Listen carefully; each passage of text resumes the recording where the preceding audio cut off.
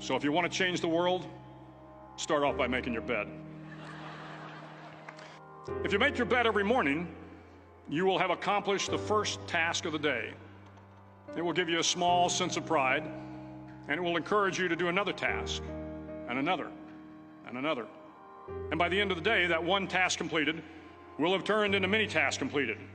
Making your bed will also reinforce the fact that the little things in life matter.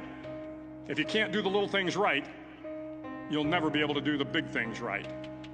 And if by chance you have a miserable day, you will come home to a bed that is made, that you made.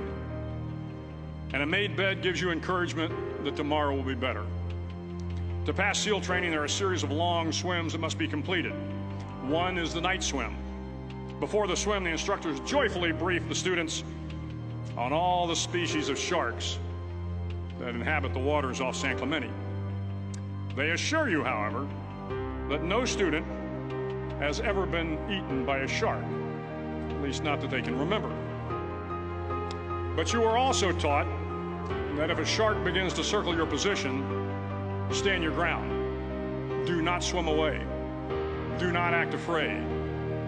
And if the shark, hungry for a midnight snack, darts towards you, then summons up all your strength and punch him in the snout, and he will turn and swim away. There are a lot of sharks in the world. If you hope to complete the swim, you will have to deal with them. So if you want to change the world, don't back down from the sharks. Over a few weeks of difficult training, my SEAL class, which started with 150 men, was down to just 42. There were now 6 boat crews of 7 men each. I was in the boat with the tall guys, but the best boat crew we had was made up of the little guys, the Munchkin crew, we called them. No one was over 5'5". The Munchkin boat crew had 1 American Indian, 1 African American, 1 Polish American, 1 Greek American, 1 Italian American, and 2 tough kids from the Midwest. They out-paddled, outran, and outswam all the other boat crews.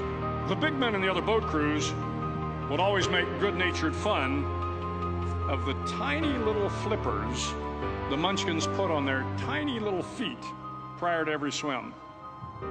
But somehow these little guys from every corner of the nation and the world always had the last laugh, swimming faster than everyone and reaching the shore long before the rest of us. SEAL training was a great equalizer.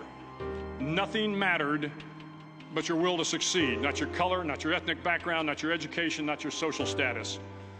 If you want to change the world, measure a person by the size of their heart, not by the size of their flippers. The 9th week of training is referred to as Hell Week.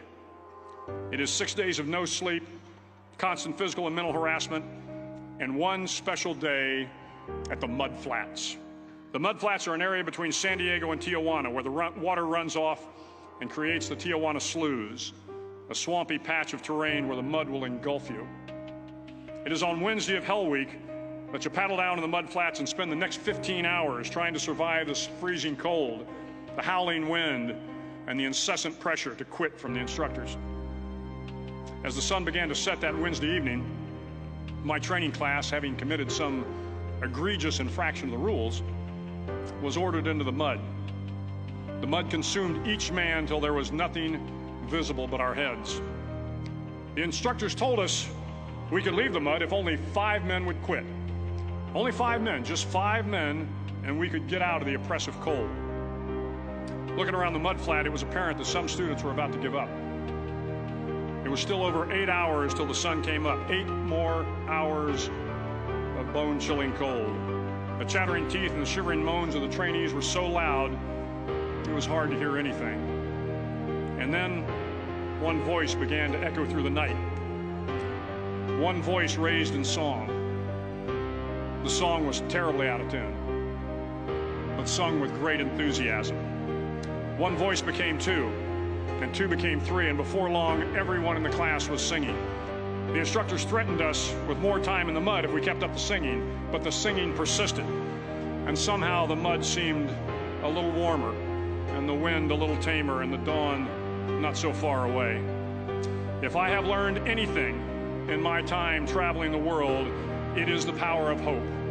The power of one person, a Washington, a Lincoln, King, Mandela, and even a young girl from Pakistan, Malala. One person can change the world by giving people hope. So if you want to change the world, start each day with a task completed. Find someone to help you through life. Respect everyone. Know that life is not fair and that you will fail often. But if you take some risks, step up when the times are the toughest, face down the bullies, lift up the downtrodden, and never, ever give up. If you do these things, the next generation and the generations that follow will live in a world far better than the one we have today.